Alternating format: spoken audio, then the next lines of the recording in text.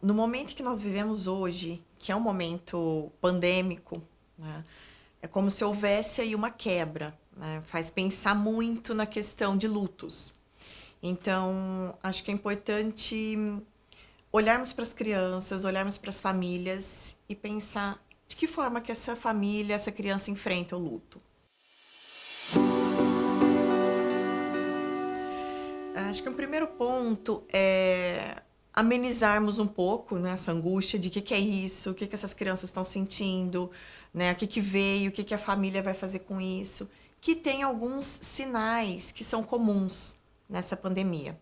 Por exemplo, alteração de humor, alteração no sono, alteração na alimentação, dificuldade de ficar sentado, fazer uma tarefa ou fazer uma aula. Tudo isso é algo muito comum, né, que era esperado que fosse acontecer e que algumas famílias olham para isso e falam: meu Deus, será que está algum sinal patológico?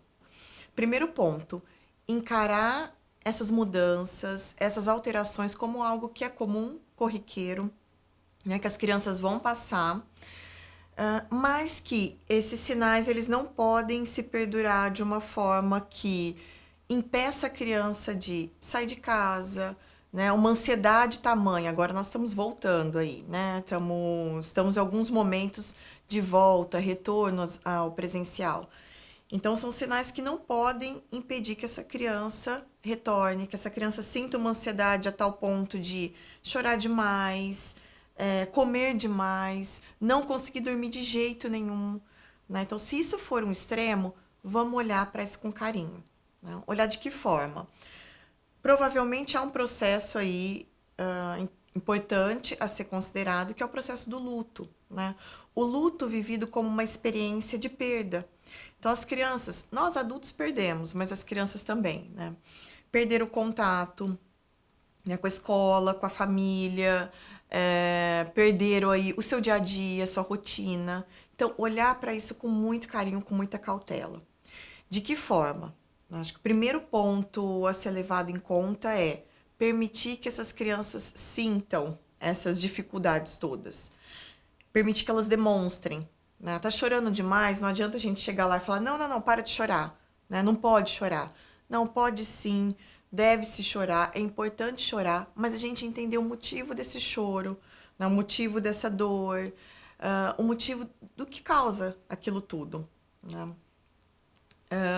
Eu falo assim muito para os pais, né? De que forma isso? De que maneira a gente vai encarar esses sentimentos, permitir que as crianças sintam sem invadir? Primeiro ponto é acalentar, né? Acalentar assim: olha, tudo bem, é difícil mesmo, nós estamos num período difícil, né? Nós perdemos alguém, por exemplo, se essa família perdeu alguém, perdeu um ente querido, seja, né, pelo Covid, ou seja, por qualquer outra fatalidade, poder falar sobre isso. Então, haver um espaço em que haja um espaço de conversa, né? E não só uma conversa de fatos, mas uma conversa de sentimentos. Então, né, o que suscita? O que poderia ser importante? Né? O que você está pensando? Olha, meu filho, o que você pensa disso? O que você lembrou? Por que você está chorando? Você consegue pensar? Né? Você consegue falar sobre o que te motivou a chorar, sobre o que te levou a chorar, a te deixar triste? Esse é um ponto extremamente importante. Então, ter esse espaço de escuta e acolhimento para os sentimentos aí, né? Qualquer que sejam eles, de alegria, de tristeza, mas em especial o de tristeza e de dor.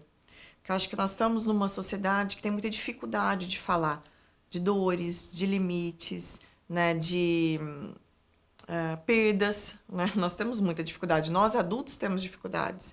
Imagina as crianças, então, né? Que é isso que aconteceu? Ou que perdas foram essas? Né? Por que as pessoas morrem, por exemplo? Né? Uma pergunta que passa na cabeça das crianças. Né? Por que as pessoas morrem? Por que essa pessoa estava aqui e não está mais? Né?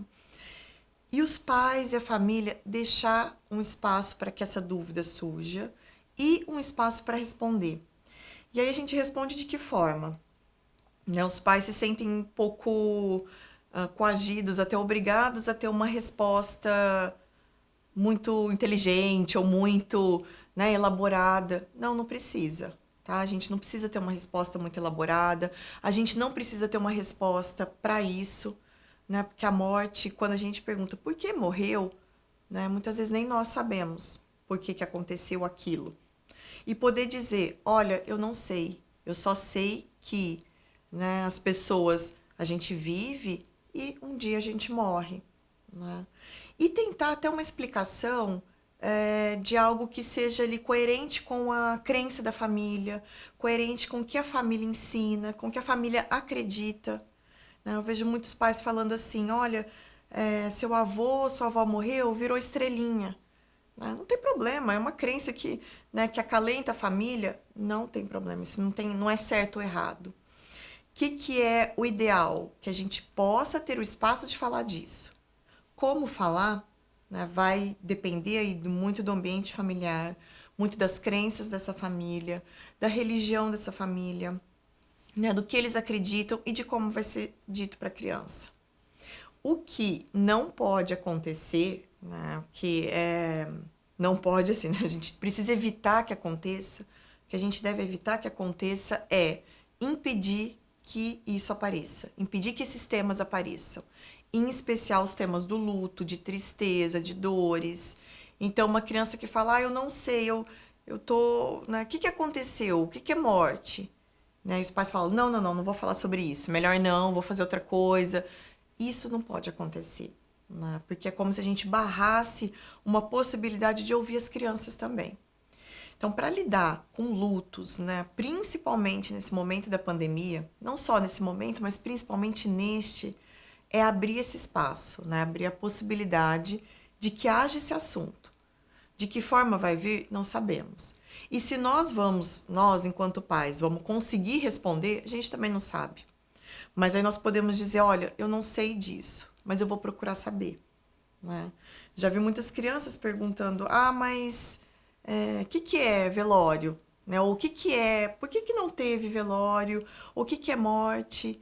Né? E os pais podem dizer, olha, eu não sei te responder, mas eu vou procurar saber, né, para poder te dar essa resposta, porque eu também quero saber.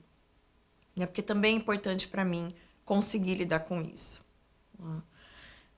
Eu acho que esse momento de perdas, esse momento de isolamento, né, em especial por conta do período em que nós vivemos aí desde março, né, de 2020, suscitou, né, intensificou algumas questões que foram essas questões referentes a perdas, a luto, às dores.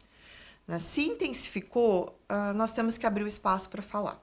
Né? Seja em casa, seja na escola.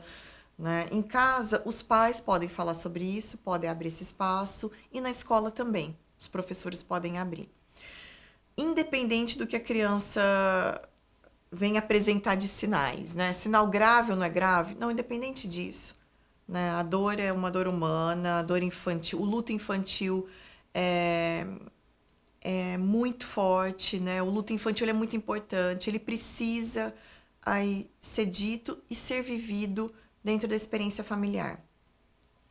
Por que isso? Porque esse luto, se não for vivido na infância, né? Se ele não houver um espaço aí que possa ser dito na infância, futuramente essa criança ela vai reprimindo isso, né? Ela vai pensando, nossa, se eu não tive espaço para falar das dores, eu não vou mais falar das dores. Ou eu não posso sentir essas dores, né? Não vai haver um espaço para falar sobre elas. E aí vai havendo uma confusão. Não só uma confusão de sentimentos, mas também uma impossibilidade de falar de sentimentos. E aí, no futuro, quando vierem momentos tristes, momentos de luto, de novo, né, esse adulto não tem espaço, também se sente sem espaço. Então, falar disso na infância é extremamente salutar para a gente pensar no desenvolvimento aí do adulto.